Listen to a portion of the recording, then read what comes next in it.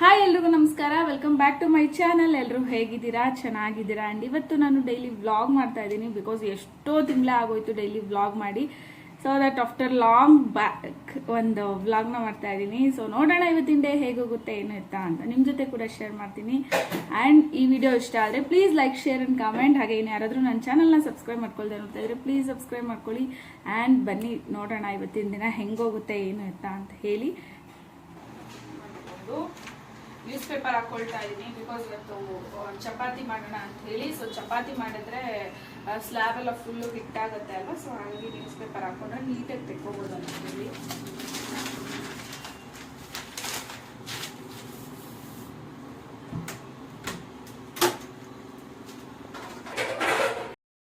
And ನಾನು ಅವಾಗಲೇ ಹೇಳ್ದಂಗೆ ಎಷ್ಟೋ ತಿಂಗಳೇ ಆಗೋಗಿತ್ತು ನಾನು ಡೈಲಿ ವ್ಲಾಗ್ನ ಮಾಡಿ ಬಿಕಾಸ್ ಟ್ರಿಪ್ಪಿಗೆ ಹೋಗಿದ್ದು ವ್ಲಾಗ್ಸ್ ಎಲ್ಲ ಇತ್ತಲ್ವ, ಹಾಗಾಗಿ ಅದೇ ವ್ಲಾಗ್ಸ್ನ ನಾನು ಎಡಿಟ್ ಮಾಡಿ ಹಾಕ್ತಾ ಇದ್ದೆ.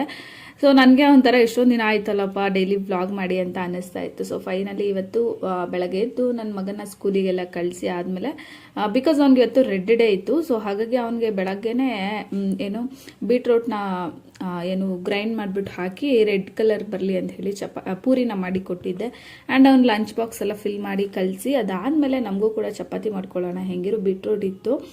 ಸೊ ಹಾಗಾಗಿ ಬೀಟ್ರೋಟ್ ಪಲ್ಯನ ಮಾಡಿಕೊಂಡು ಚಪಾತಿ ಮಾಡ್ಕೊಳ್ಳೋಣ ಅಂತ ಹೇಳಿ ಹಾಗೆ ವ್ಲಾಗ್ ಕೂಡ ಸ್ಟಾರ್ಟ್ ಮಾಡೋಣ, ನಿಮ್ಮ ಜೊತೆ ಕೂಡ ಮಾತಾಡಿಕೊಂಡು ವ್ಲಾಗ್ ಏನು ಟಿಫನ್ ಮಾಡ್ದಂಗೆ ಆಗುತ್ತೆ ಅಂತ ಹೇಳಿಬಿಟ್ಟು ಇವತ್ತು ವ್ಲಾಗ್ನ ಮಾಡ್ತಾ ಇದ್ದೀನಿ. ಆ್ಯಂಡ್ ಇವಾಗ ಚಪಾತಿ ಹಿಟ್ಟೆಲ್ಲ ಕಲಸಿದ್ದಾಯಿತು. ಆ್ಯಂಡ್ ಅದು ಸ್ವಲ್ಪ ನೆನೆಲಿ ಅಂತ ಹೇಳಿಬಿಟ್ಟಿದ್ದೀನಿ. ಅಂದರೆ ಜಾಸ್ತಿ ಹೊತ್ತಲ್ಲ ಏನಿಲ್ಲ, ಒಂದು 10 ನಿಮಿಷ ನೆಂದರೆ ಸ್ವಲ್ಪ ಸಾಫ್ಟ್ ಆಗುತ್ತೆ ಚಪಾತಿ ಅಂತ ಹೇಳಿ ಅಷ್ಟೇ. ಆ್ಯಂಡ್ ಇನ್ನೊಂದು ಕಡೆ ಇವಾಗ ಎಲ್ಲ ಪಲ್ಯ ಮಾಡೋಕ್ಕೆ ಅಂತ ಹೇಳಿಬಿಟ್ಟು ಎಲ್ಲನೂ ಚಾಪ್ ಮಾಡಿ ಇಟ್ಕೊಂಡಿದ್ದೀನಿ. ಈರುಳ್ಳಿ, ಹಸಿರು ಮೆಣಸಿನ್ಕಾಯಿ, ಕೊತ್ತಂಬರಿ. ಆ್ಯಂಡ್ ಇವತ್ತು ಬೀಟ್ರೋಟ್ ಕೂಡ ಚಾಪ್ ಮಾಡಿ ಇಟ್ಕೊಂಡಿದ್ದೆ ಬಿಕಾಸ್ ಒಂದೊಂದ್ಸಲ ನಾನು ಬೀಟ್ರೋಟ್ನ ತುರ್ದಿ ಕೂಡ ಹಾಕ್ಕೊಂಡು ಪಲ್ಯ ಮಾಡ್ಕೊತೀನಿ. ಇವತ್ತು ಚಾಪ್ ಮಾಡಿನೇ ಮಾಡೋಣ ಅಂತ ಹೇಳಿಬಿಟ್ಟು ಕಟ್ ಮಾಡಿ ಇಟ್ಕೊಂಡೆ. ಆ್ಯಂಡ್ ಇನ್ನೊಂದು ಕಡೆ ನಾನು ಪ್ರೀವಿಯಸ್ ಡೇ ಬೋಂಡಾ ಮಾಡ್ಕೊಂಡಿದ್ದೆ, ಅದು ಎಣ್ಣೆನ ಸೋಸ್ಕೊಳ್ತಾ ಇದ್ದೀನಿ ಬಿಕಾಸ್ ಅದೇ ಪ್ಯಾನಲ್ಲಿ ನಾನು ಪಲ್ಯ ಮಾಡ್ಕೊಳೋಣ ಅಂತ ಹೇಳಿ. ಆ್ಯಂಡ್ ಫಸ್ಟಿಗೆ ನಾನು ಇದೊಂದು ಆಯಿಲ್ ಡಿಸ್ಪೆನ್ಸರ್ ಇದೆ ಅಲ್ವಾ, ಅದಕ್ಕೆ ಡೈರೆಕ್ಟ್ ಸೋಸ್ಕೊಂಡು ಬಿಡೋಣ ಅಂತ ನೋಡಿದೆ.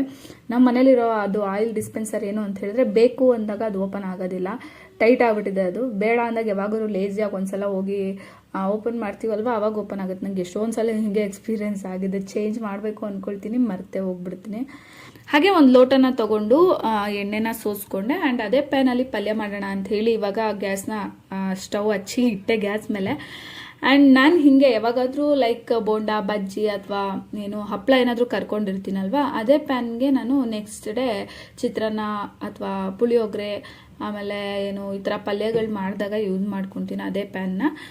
ಸೊ ನೆಕ್ಸ್ಟು ಇವಾಗ ಅದೇ ಒಂದು ಪ್ಯಾನ್ಗೆ ಇನ್ನೂ ಒಂದು ಸ್ವಲ್ಪ ಎಣ್ಣೆನ ಹಾಕ್ಕೊಂಡು ಕಾಯಕ್ಕೆ ಇಟ್ಟಿದ್ದೀನಿ. ಸೊ ಎಣ್ಣೆ ಸ್ವಲ್ಪ ಕಾಯ್ದ್ಮೇಲೆ ನಾನು ಸಾಸಿವೆ ಮತ್ತು ಸ್ವಲ್ಪ ಜೀರಿಗೆ ಮತ್ತು ಹಸಿರು ಮೆಣಸಿನ್ಕಾಯಿ ಮತ್ತು ಒಂದೆರಡು ಒಣಮೆಣ್ಸಿನ್ಕಾಯಿ ಕೂಡ ಹಾಕ್ಕೊಳ್ತೀನಿ. ಮತ್ತು ಕರಿಬೇವು ಇದೆಲ್ಲ ಹಾಕಿ ಒಂದು ಸ್ಪೂನ್ ಅಥವಾ 2 ಸ್ಪೂನ್ ಆಗೋಷ್ಟು ಕಡಲೆಬೇಳೆ ಕೂಡ ಹಾಕ್ಕೊಂಡು ಸ್ವಲ್ಪ ಗೋಲ್ಡನ್ ಫ್ರೈ ಆಗಕ್ಕೆ ಬಿಡ್ತೀನಿ. ಆ್ಯಂಡ್ ಅದೆಲ್ಲನೂ ಸ್ವಲ್ಪ ಗೋಲ್ಡನ್ ಫ್ರೈ ಆದಮೇಲೆ ನಾನು ಆನಿಯನ್ನ ಕೂಡ ಆ್ಯಡ್ ಮಾಡ್ಕೊತೀನಿ.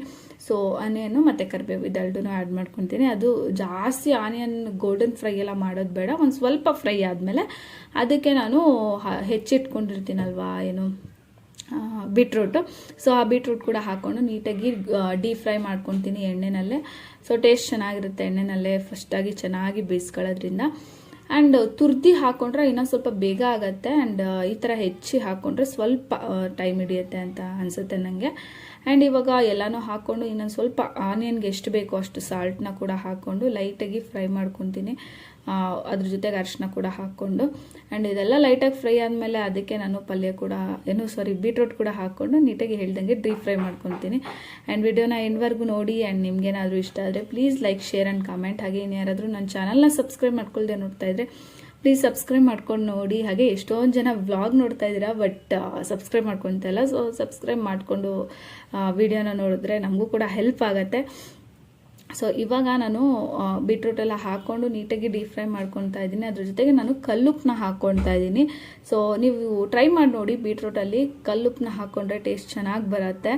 ಆ್ಯಂಡ್ ಬೀಟ್ರೂಟಲ್ಲೇ ಉಪ್ಪಿನ ಅಂಶ ಇರುತ್ತೆ. ಸೊ ನೋಡಿಕೊಂಡು ಒಂದು ಸ್ವಲ್ಪ ಹಾಕ್ಕೊಂಡ್ರೆ ಯೂಸ್ ಆಗುತ್ತೆ. ಆ್ಯಂಡ್ ಇವಾಗ ಒಂದು ಲಿಡ್ನ ಮುಚ್ಚಿಬಿಟ್ಟು ನೀಟಾಗಿ ನಾನು ಹೇಳ್ದಂಗೆ ಡೀಪ್ ಫ್ರೈ ಮಾಡೋಣ ಅಂತೇಳಿ ಲಿಡ್ನ ಮುಚ್ತಾ ಇದ್ದೀನಿ.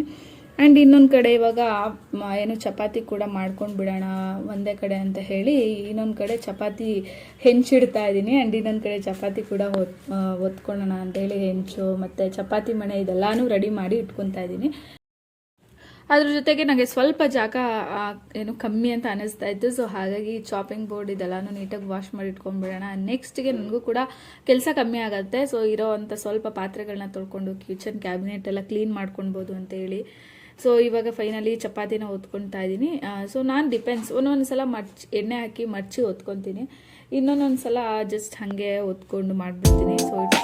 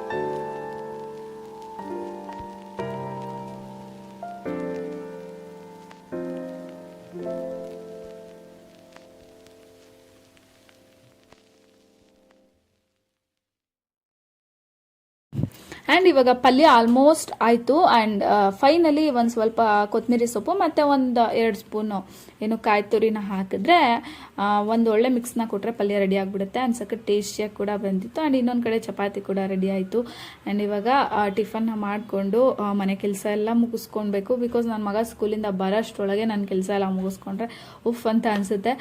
ಇಲ್ಲ ಅಂತಂದರೆ ಅವ್ನು ಬಂದಮೇಲೆ ತಿರ್ಗಿ ಅವನಿಗೆ ಊಟ ಮಾಡಿಸೋದು ಮತ್ತು ಅವ್ನ ಹೋಮ್ವರ್ಕು ಅದು ಇದು ಅಂತ ಹೇಳ್ಬಿಟ್ಟು ಕೆಲಸ ಆಗುತ್ತೆ. ಸೊ ಹಾಗಾಗಿ ಆ್ಯಂಡ್ ಇವಾಗ ಫೈನಲಿ ನಾನು ಮತ್ತೆ ಟಿಫನ್ ಮಾಡಿದ್ಮೇಲೆ ವ್ಲಾಗ್ನ ಕಂಟಿನ್ಯೂ ಮಾಡೋಕ್ಕಾಗಲಿಲ್ಲ.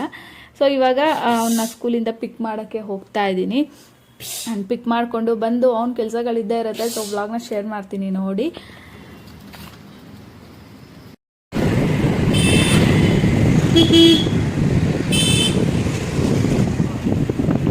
ಹಾಯ್ ಕೈಯಲ್ಲಿ ಮಾಡೋ ನಡಿ.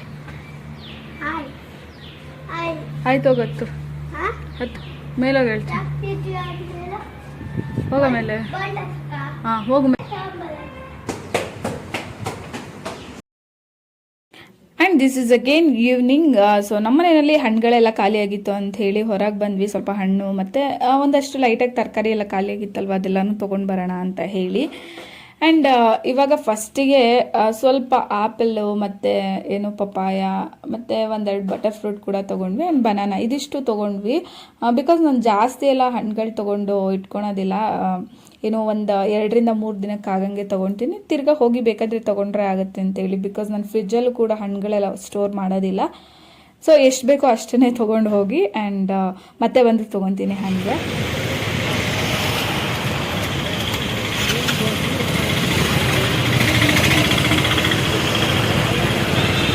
ಕೆಳಗಡೆ ಕೆಳಗಡೆ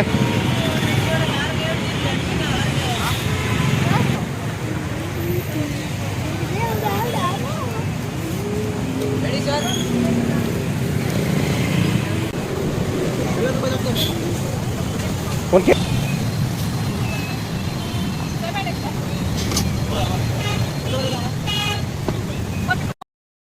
ಆ್ಯಂಡ್ ಇವಾಗ ಮನೆಗೆ ಬಂದು ನನ್ನ ಮಗನಿಗೆ ಸ್ವಲ್ಪ ಪೆಂಡಿಂಗ್ ಹೋಮ್ವರ್ಕ್ ಕೂಡ ಇತ್ತು, ಅದು ಕೂಡ ಕಂಪ್ಲೀಟ್ ಮಾಡಿಸ್ತಾ ಇದ್ದೆ. ಆ್ಯಂಡ್ ದಟ್ಸ್ ಇಟ್ ಟುಡೇಸ್ ಇವತ್ತಿನ ಒಂದು ಪುಟಾಣಿ ವ್ಲಾಗ್. ಹೋಪ್ ನಿಮಗೂ ಕೂಡ ಇಷ್ಟ ಆಯಿತು ಅಂತ. ಆ್ಯಂಡ್ ನಾನು ಮತ್ತೆ ಸಿಗ್ತೀನಿ ಇನ್ನೊಂದು ಹೊಸ ವ್ಲಾಗಲ್ಲಿ. ಅಲ್ಲಿವರೆಗೂ ಯಾರೆಲ್ಲ ಈ ವಿಡಿಯೋ ನೋಡ್ತಿದ್ದೀರಾ ಎಲ್ರಿಗೂ thank you so much. Bye. Thanks for watching.